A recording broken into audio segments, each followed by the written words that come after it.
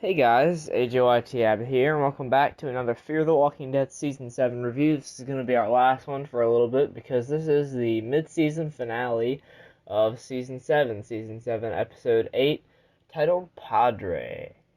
And if you guys haven't seen any of the recent episodes of Season 7, any of my reviews, please take this time to get yourself caught up because this review will contain spoilers. Some very big spoilers. So, Alicia is back, of course. At the end of the last episode, she came back and told Morgan that she needed him for something.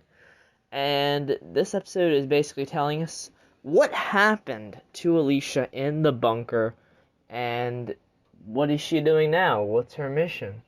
Well, it's a bit complicated. You see, Alicia starts off the episode, trying to get out of the bunker. She runs into some of Teddy's cult members and they try and feed her to one of the walkers tied to a tree, and then she badasses her way out of that scenario. And then she finds Will, which is good. And because I really did like Will in Season 7, Episode 1. He seemed like he had a lot of promise to be a very cool character, but of course Victor Strand crushed our dreams on that one.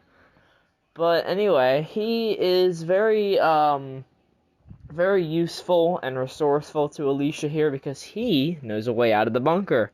So it goes from there back and forth from then to now, where Alicia is kind of on the run because Strand's men apparently ambushed Mickey and some of the patrol, and Dwight and Sherry take the members of Alicia's group to the submarine, and then it's her and Morgan from there on out. But Alicia does tell Morgan that she can find Padre because she doesn't know where it is, but Senator Vasquez does.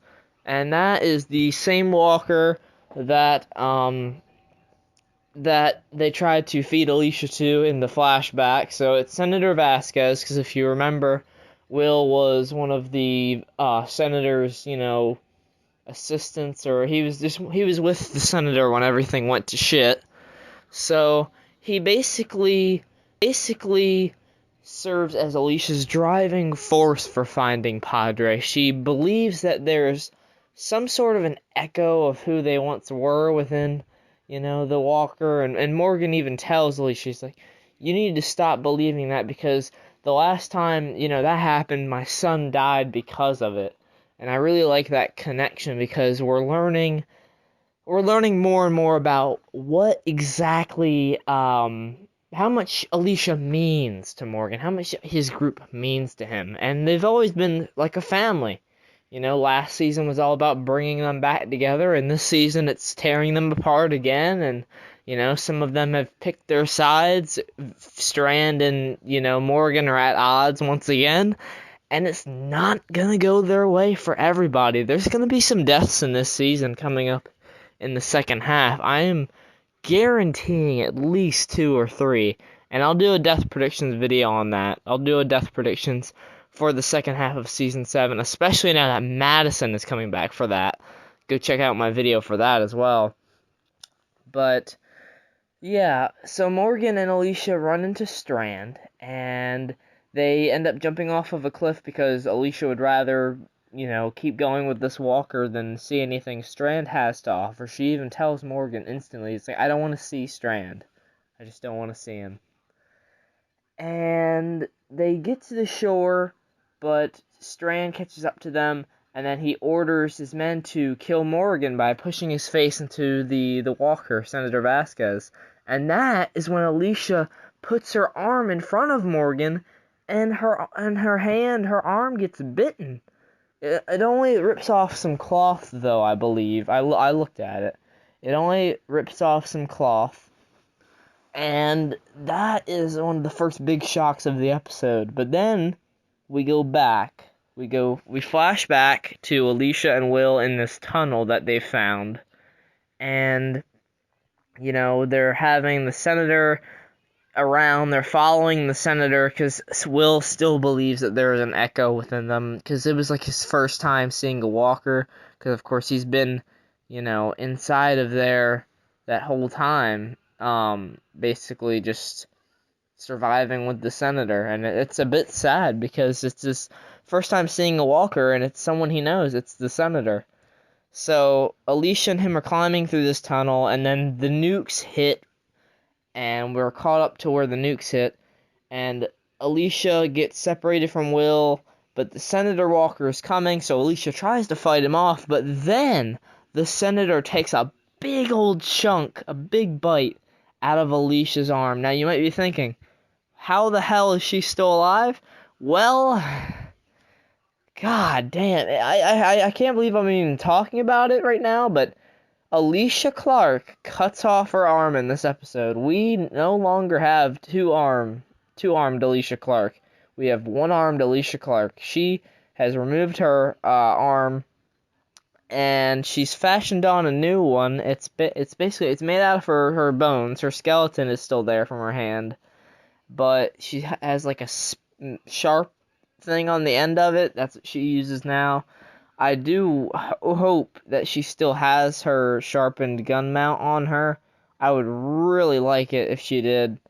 But yeah, we'll just have to see what happens. I hope we get more flashbacks because we're still not 100% clear on how Arno switched, well, not switched, but split off from Alicia's group, because we know Arno is the guy that attacked the tower in last episode, and he's leading this branched off group of stalkers that Alicia says is no longer a part of her group anymore. So I'm sure we'll get some flashbacks with that. I'm looking forward to that, and I'm betting that he returns in the second half because they kind of built him up a little bit as a threat in season or episode 7, I mean.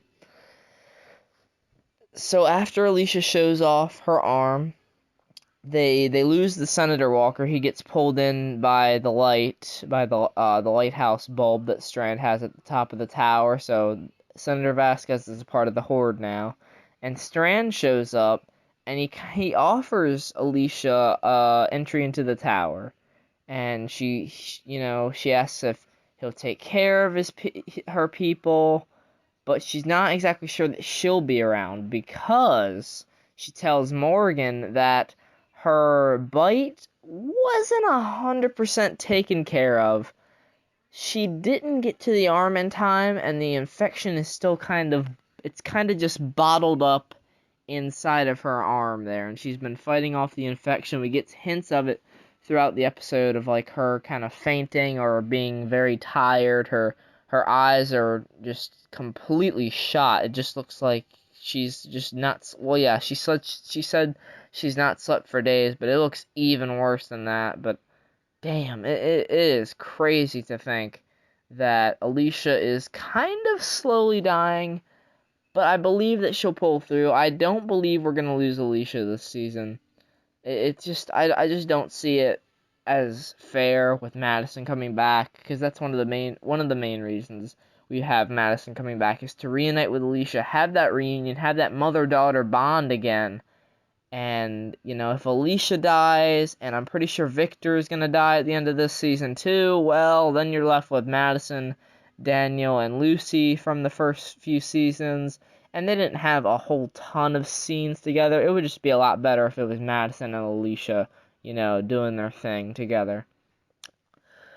But, yeah, we'll have to see what happens with Alicia on that front. But she looks okay in the Season 7B promo. I mean, she looks fine talking to Strand. Maybe she got some sleep on the submarine.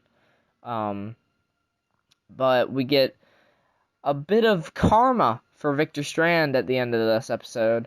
His decision from episode 1 to kill Will, to throw him off the balcony, it is coming back to bite him in the ass in this episode. Alicia finds Walker Will, and she's obviously devastated because we get flashbacks with her and Will talking, and they do build a bond.